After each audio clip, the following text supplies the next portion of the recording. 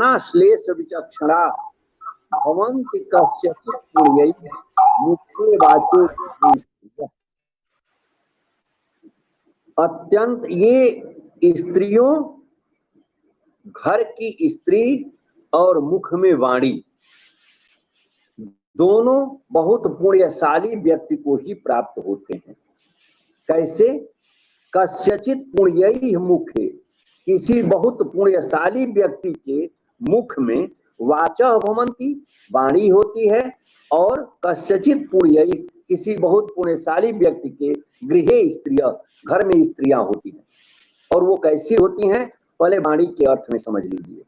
प्रसन्ना कांति हारिणियो, प्रसाद गुण से संपन्न, तथा कांति गुण रूप अर्थगुण रूपी, कांति रूपी अर्थगुण से मनोहर, तथा नाना श्लेष विचक्षणा, नाना प्रकार के श्लेष अलंकारों से विचित्र, अलंकृत, बहुवाणी किसी पुण्य व्यक्ति के ही मुख में होती हैं। इसी प्रकार किसी पुण्य व्यक्ति के गृह में स्त्रियां होती हैं। कैसी? प्रसन्ना, अत्यंत प्रसन्न रहने वाली, और कांति हारिणो, अपने सौंदर्य कांति से सब लोगों का मनोहर, या अपने सौंदर्य से मनोहर दिखने वाली, तथा नाना श्लेष विचक्षणा, जो अनेक प्रकार के आलिंगन, आश्लेष कहते हैं आलिंगन को, आलिंगन में जो अत्यंत निपुण होती है।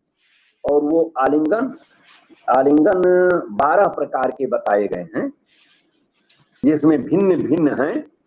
वो स्पृष्टक, विद्धक, उदृष्ट, पीडन, लतावेष्टन, वृक्षादि, वृक्षारूढ़, तिल तंडुल, और नीर क्षीर, इस तरह के 12 प्रकार के आलिंगन बताए गए हैं। तो इनमें जो निपुण होती हैं स्त्रियां, ऐसी स्त्रियां बहुत पुण्यशाली व्यक्ति के घर में निवास करती हैं। ठीक है। अब 5वां देखिए, किम कवेस्तेन काव्येन, कवि के उस काव्य से क्या प्रयोजन, और किम कांडेन धनुष्मत, और धनुर्धारी के उस बाण से क्या प्रयोजन। इस बाण से और किस काव्य से? जो परस्य हृदय लग्नम न भूर्यति यत् छिरः, जो दूसरे के हृदय में लग करके उसके शरीर को, उसके सिर को न घुमाते। यानी बाण लगता है तो व्यक्ति बेचैन होकर सिर उसका घूमने लगता है, और काव्य जो है वह जब हृदय में लगता है तो उसके रस से व्यक्ति रसाप्लावित होकर उन्मुक्त होने लगता है और उसका सिर घूमने लगता है। तो कवि के काव्य का प्रयोजन है कि वह व्यक्ति के हृदय में लगे तो उसके सिर को घुमा दे, और धनुर्धारी के बाण का प्रयोजन है कि वह किसी के शरीर में लगे तो उसके सिर को घुमा दे। ठीक है। अब 6ठा है अप्रगल्भा पदन्यासे। अप्रगल्भा पदन्यासे माने पद रखने में अजननी राग हेतव संति के बहुलालापा कवयो बालका। ये कवि जो होते हैं वह बालक के सदृश होते हैं, बालक के सदृश होते हैं। बालक कैसे? जो बहुत छोटे हैं, मतलब लगभग 1 वर्ष के बालक नीचे ऊपर के, ऐसे बालकों के समान कवि होता है। कौन? जो कवि अप्रगल्भ होता है। अप्रगल्भ किसमें? पदन्यास के, पद रखने में। पद क्या होता है? कहा जाता है कि संस्कृत में अपदम न प्रयुंजीत, पद जो न हो उसका प्रयोग नहीं किया जाता है। जैसे हम रामः गच्छति कहते हैं, राम गच्छति नहीं कह सकते। क्यों? क्योंकि राम प्रातिपदिक है और गच्छति पद ये पद है। गच्छत का प्रातिपदिक क्या है? धातु, गम। तो धातु से हम 3 प्रत्यय लगाते हैं और शब्द से सुप प्रत्यय लगाते हैं। तो सुप तिङन्तम पदम, सुप और 3 प्रत्यय लगाने के बाद पद बनता है। तो ऐसे पदों को, जो पद को न्यास रखने में अप्रगल्भ हैं, निपुण नहीं हैं, ऐसे कवि बालक के समान होते हैं। और कवि की दूसरी विशेषता क्या बता रहा है? जन निराग हेतु। लिखा एक में है जन निराग हेतु। अर्थ करते समय हम क्या करेंगे कि जन निराग हेतु, जन मैंने मनुष्यों को, निराग वैराग्य उत्पन्न करने का जो कारण है, हेतु है, हेतु ऐसा होता है वह कवि। और कैसा होता है? बहुलालापा, जो बहुत अधिक बोलता रहता है, उन्मत्त रहता है। तो ऐसा जो कवि होता है, व्यर्थ की बातें बोलता रहता है, वह कैसा है? बालक के सदृश। और वो बालक कैसा होता है? पदन्यासे अप्रगल्भ, चलने में जब पैर उठा के रखता है तो वो निपुण नहीं होता है, इसलिए गिर जाया करता है।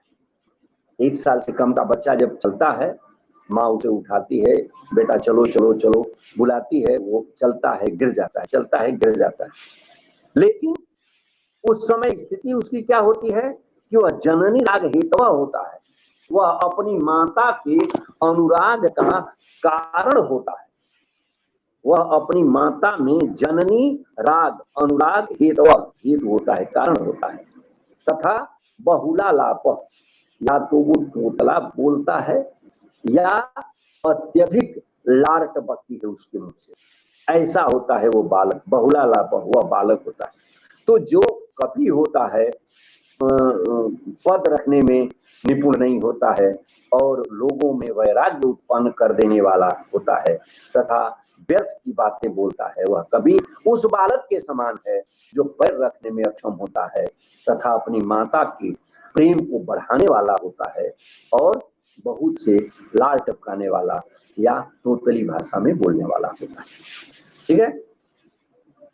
अब चौथा है अक्षमालाप वृत्ति ज्ञान, कुशासन परिग्रह,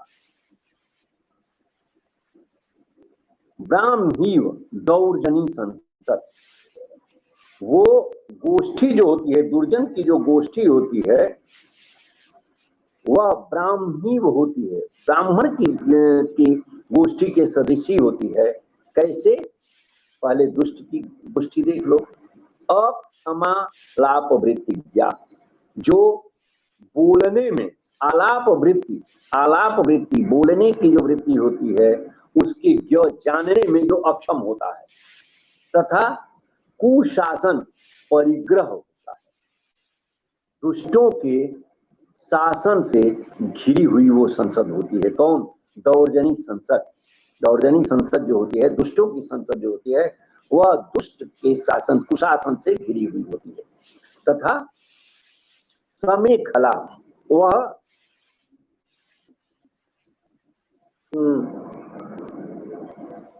दुष्टों की से संबंधित होती है। समय खला, समय संबंधित होती है, खला दुष्टों से जो संबंधित होती है। ये होती है दौर्जनी संसद, दुष्टों की संसद। और ब्राह्मिक संसद कैसी होती है? अक्ष माला से युक्त होती है और आलाप वृत्ति या अच्छी बात बोलने में समर्थ होती है, जानने वाली होती है। तथा कुशासन परिग्रह, कुश के आसन को ग्रहण करके बैठी रहती है ब्राह्मी सभा। कुशासन में सभा होती है, जैसे हम लोग अभी धारावाहिक भी देख रहे हैं जहाँ ऋषियों का आश्रम होता है, सब लोग कुशा पर बैठे हुए वार्तालाप करते हैं और राजा लोग अपने आसन पर बैठे रहते हैं। तो कुशा के आसन को ग्रहण की हुई। तथा समेखला, सबकी मेखला करधनी से युक्त, मूछ की करधनी सबके पास होती है, ऐसी ब्राह्मणी संसद जो है वो वंदनीय, उसकी वंदना, वह वंदनीय है। ठीक है।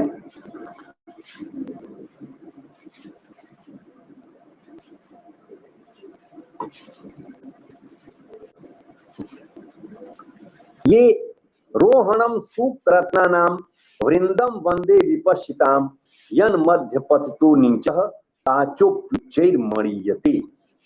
मैं उस विपश्चितानाम वृंदम वंदे, उन विद्वानों की मंडली की वंदना करता हूं जहां पर अच्छे अच्छे सूक्त रत्नानाम, सूक्तियों रूपी रत्नों का जो जन्म स्थान है, रोहण है, जो जन्म स्थान है, ऐसे मैं वंदन विद्वानों की मंडली की वंदना करता हूं। और जन मध्य पतितो नीचा, जिसके बीच में जा करके, जिसके बीच में प्राप्त करके ये कांच जो होता है, यानी प्रबंध काव्य जो होता है, वह उच्चई मणियते, उच्च का उच्च हो जाता है। जिन विद्वानों की मंडली में पहुंच करके हीन काव्य भी उत्तम हो जाता है। यहाँ पहुंचने के बाद विद्वानों की मंडली में जब उस पर चर्चा होती है तो उसके सारे जो अनुचित शब्द, अनुचित भाव जितने होते हैं, सबका निराकरण होता है और वो मणि के समान चमकने लगता है। वैसे ही मैं पर्वतों के सूक्त रत्ना नाम रोहणम, रोहण का अर्थ विदुराद्रि है, पर्वत, रोहण का अर्थ पर्वत है। तो अच्छे अच्छे रत्नों का जो पहाड़ है, और विपश्चित,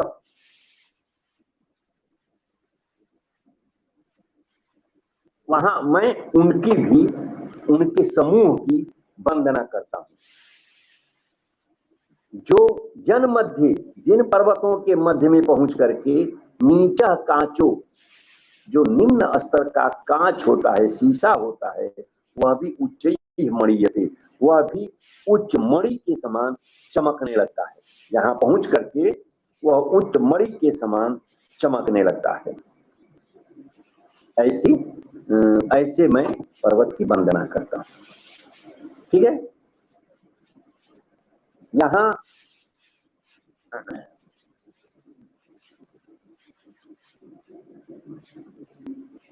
ये जो अत्रिजातस्य या मूर्ति शशिना सज्जनस्य च, शशिना अत्रिजातस्य, जहां पर अत्रि मुनि से के नेत्र से उत्पन्न चंद्रमा और सज्जनस्य, उसकी चंद्रमा की सज्जनता है, जो रात्रि जातस्य तमसो, रात में उत्पन्न होने वाले अंधकार को दूर कर देता है। ठीक है, और त्रिजातस्य, जो मनुष्य है, सज्जन मनुष्य है, वो कैसा है? त्रिजात है, जारज नहीं है, औरस पुत्र है, वह मनुष्य और सज्जन है, वह इस अंधकार को, अज्ञान रूपी अंधकार को दूर कर देता है। कोसा वही रात्रि जातस्य तमसो दुर्जनस्य च, कहां तो वह चंद्रमा की मूर्ति और कहां वह दुर्जन। इसको देखो, ये 10वां यहीं अंत कर देंगे। इसके बाद पद्य का कविवंश वर्णन शुरू कर देंगे, क्योंकि पद 10 बहुत हो गए। निश्चितम ससुरः कोपि न कुलीनः समीमति, इसमें शब्दों पर थोड़ा विशेष ध्यान देना, हम एक एक शब्द को बता रहे हैं। सर्वथा सुर संबंधम काव्यम यो नाभिनिंदति, जो यह सर्वथा सुर संबद्धम काव्यम न अभिनंदति, जो सर्वथा सुरस, सुंदर रस से युक्त, सुंदर रस से संबद्ध काव्यम, काव्य की नाभिनंदत, अभिनंदन नहीं करता है। सर्वथा सु और रस अलग कर दो, सु सुंदर, रस से संबद्ध काव्यम, काव्य का न अभिनंदन, अभिनंदन नहीं करता है। निश्चितम, निश्चित रूप से, ससुर, वह सुर के साथ है। सुर से अभिप्राय यहाँ मदिरा से है। वह ससुर है, मद्यप है, शराब पाई है, शराब पीने वाला है। और कोपी न कुलीन, वह कुलीन नहीं है, तथा उसके समय, उसके बुद्धि में अमति, बुद्धि नहीं है, उसकी बुद्धि में, वो बुद्धि से हीन है। ऐसा व्यक्ति जो काव्य का अभिनंदन नहीं करता है। कैसे काव्य का? जो सर्वथा अच्छे रस से संबद्ध है। ऐसे काव्य का जो अभिनंदन नहीं करता है वह निश्चित रूप से मद्यप है और कुलीन नहीं है तथा उसकी बुद्धि परिपक्व नहीं। दूसरा अर्थ क्या हुआ? काव्य का अर्थ होता है कवि। कवि कहते हैं उनको उष्णा, यानी शुक्राचार्य। शुक्राचार्य को कवि भी कहा गया है। सर्वथा असुर संबद्धम, क्यों? क्योंकि शुक्राचार्य असुरों के गुरु हैं। तो जो असुरों के गुरु हैं शुक्राचार्य, उनसे जो संबद्ध है, सर्वथा असुर संबद्धम काव्यम, जो न अभिनंदती, जो उनका अभिनंदन नहीं करता है, जो उनकी पूजा नहीं करता है, वो कौन है? वो देवता है। और देवता किस रूप में है ये बता रहे हैं। निश्चितम स सुर, वह देवता है, वह सुर है। सुर माने देवता, असुर माने राक्षस। स सुर, वह सुर है। और न कुलीन, कुलीन, कु का अर्थ होता है पृथ्वी, लीन का अर्थ होता है उसमें डूबा हुआ या पृथ्वी के अंदर गया हुआ। न कुलीन, वह पृथ्वी में लीन नहीं है। ठीक है? वह यहाँ न कुलीन का अर्थ शुक्राचार्य के अर्थ में हो जाएगा कि जो कुलीन नहीं है, लेकिन सुर देवताओं के अर्थ में हो जाएगा कि जो कुलीन नहीं है, जो पृथ्वी में लीन नहीं, जो अंदर जमीन के नीचे नहीं है। और समय मति, समय जो स युक्त है, में मति, में की मति से, में की मति से युक्त है, में के साथ रहता है। अब ये में क्या है? में का विग्रह की कॉपी हो तो तुम लोग लिख लो, ठीक है? में को का विग्रह किया है मां ई, मां प्लस ई, गुण संधि में। मां का अर्थ होता है लक्ष्मी और ई का अर्थ होता है कामदेव। जो स्व सहित हैं में लक्ष्मी और ई कामदेव, कामदेव और लक्ष्मी के सहित जिसकी मति है, बुद्धि है, अर्थात भगवान विष्णु के साथ जो निवास करता है वह देवता होता है, वह सुर होता है। ठीक है? और वह सर्वथा ये असुर संबद्ध यानी शुक्राचार्य की का अभिनंदन नहीं करता है। ठीक है? अब थोड़ा सा इसको देख लो, कविवंश वर्णन देख लो थोड़ा सा, क्योंकि इसको भी बढ़ाना है, जल्दी खत्म भी तो करना है ना। 2-3 स्टेंजा इसमें पढ़ा देंगे। आर्यावर्त वर्णन का पढ़ने के बाद इसको समाप्त ही कोर्स समझो।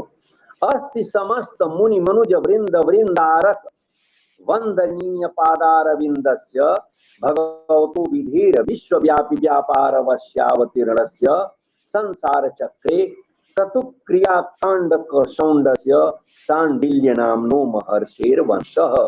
सांडिल्य नाम का महर्षि का एक वंश है। ये सांडिल्य गोत्र के थे त्रिविक्रम भट्ट। त्रिविक्रम भट्ट यहीं से पता चलता है कि सांडिल्य गोत्र के थे। तो सांडिल्य नामक महर्षि के वंश में उत्पन्न हुए थे। हैं, अस्ति हैं, और कैसे हैं? समस्त मुनि, समस्त मुनियों, मनु मनुज मनुष्यों, वृंद समूह, वृंदारक उनके समूह के द्वारा वंदनीय पादारविंदस्य, वंदनीय चरण कमलों वाले, समस्त मुनियों मनुष्यों के समूह के द्वारा वंदनीय चरण कमल वाले। एक विशेषण क्यों अंत में दिया है ना, कांड कौंडस्य, कांड कौंडस्य, ये अत्यंत निपुण थे सांडिल्य नाम के महर्षि। तो ये षष्ठी एक वचन के इनके विशेषण है। भगवतो, भगवतः भगवान शब्द षष्ठी वचन, विधेर, विधेर ब्रह्मा के, विश्वव्यापी व्यापार वश्यावतीर्णस्य, भगवान ब्रह्मा के विश्वव्यापी व्यापार के स्वरूप, संसार चक्रे, इस संसार में अवतीर्णस्य उत्पन्न होने वाले, तथा क्रतु क्रियाकांड सौंडस्य, यज्ञ की क्रिया को संपन्न करने में अत्यंत निपुण सांडिल्य नाम के महर्षि का वंश है। ठीक है, बस इतना रख दो और कल